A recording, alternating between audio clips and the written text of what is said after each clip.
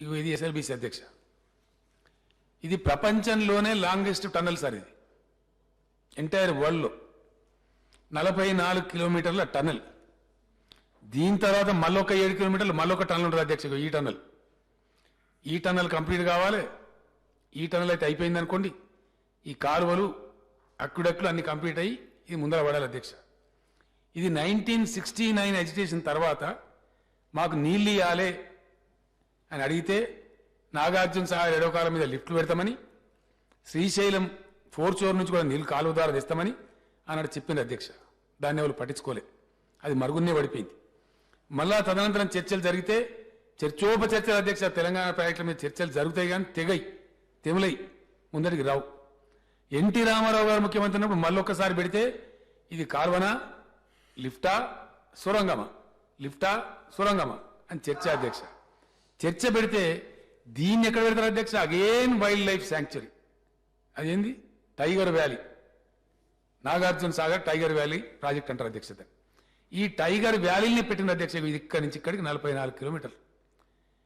దీనిలో tunnel bore machine అని పెట్టిన అధ్యక్ష, టీబీఎం మిషన్. దాని పద్ధతి ఎట్లుంటుందంటే అది ముందటికి ఓదు వెనకకు రాదు. దీనికి సిస్టమ్ ఏంటంటే అధ్యక్ష, ఈ టీబీఎం ప్రపంచవ్యాప్తంగా ఎక్కడ టన్నల్ చేసినా ఏం చేస్తారంటే తవ్వుకుంటూ పోయి టన్నల్ 2 దిక్కుల నుంచి తవ్వుతారు అధ్యక్ష. ఇటువైపు నుంచి అటువైపు నుంచి తవ్వుకుంటా వచ్చి 2 కలిసినాయిగా సొరంగం క్లియర్ అయిపోయిన తర్వాత ఆ మిషన్ మళ్ళీ పక్కకు తను దారి చేసుకుంటూ దానిలోకి పోతారు, దాన్నే వదిలేస్తారు అధ్యక్ష. డెడ్ చేసేస్తారు, మిషన్ తీయరు బయటికి. అట్లాంటి టీబీఎం మెకానిజం ఇది. ప్రపంచవ్యాప్తంగా కూడా ఇదే ఉంది. దానిలో ఆ టన్నల్ బోర్ మిషన్లు సొరగొట్టిన అధ్యక్ష. ఇక అవి ముందటికి పోవు వెనుకకు రావు. ఆ పని కాదు.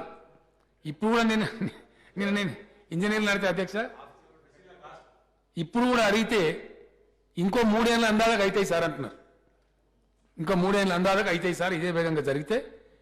అది శ్రీశైలంలో అప్పుడు నీళ్ళు వచ్చినప్పుడు నీళ్ళు పోవుడు, మొత్తం మునిగిపోవుడు, మళ్ళీ దాన్ని అంతా క్లియర్ చేసుడు అధ్యక్ష. దీన్ని తవ్వే పద్ధతి ఏంటంటే టైగర్ వ్యాలీ కదా అధ్యక్ష, అందులో అడుగు మానవ సంచారం పోవద్దు, పోతే అబ్జెక్షన్.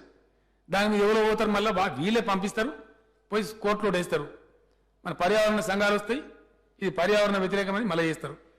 ఒక షాఫ్ట్ పెట్టుకొని కనీసం గాలి వచ్చేటట్టు చేసుకుందాం, టన్నల్లోకి వెళ్తురు వచ్చేటట్టు చేసుకుందాం అంటే కూడా వీలు లేకుండా పెట్టినరు. ఇక్కడి నుంచి గాలి పంపి చేస్తూ ఉంటారు అధ్యక్ష. ఈ ఎండ్ నుంచి గాలి పంపి చేస్తూ ఉంటారు. ఆ గాలి పీల్చుకుంటూ ఆ టీబీఎం డ్రైవర్లు టన్నల్ తవ్వాలి అధ్యక్ష. ఇట్లెక్కడన్నా పెడతారా అధ్యక్ష? నీళ్ళు ఇచ్చే విధానమేనా? ఎప్పటి నుంచి వింటున్నాం ఎస్ఎల్బిసి? ఎన్నేళ్ళ కంప్లీట్ కావాలా? ఇది ఎవల పాపం? ఎందుకు తెలంగాణ ప్రజలు శిక్ష అనుభవించాలి? ఇది పరిస్థితి అధ్యక్ష. ఇది అధ్యక్ష ఇది జరిగేటప్పుడు ఏమైందంటే ఆ బోర్ చేసుకుంటూ వెనక లైనింగ్ చేసుకుంటూ పోతుంది అధ్యక్ష. కాబట్టి దాని లాగేద్దామని కొత్త పద్ధతి పెడదామని లాగలేమిగా.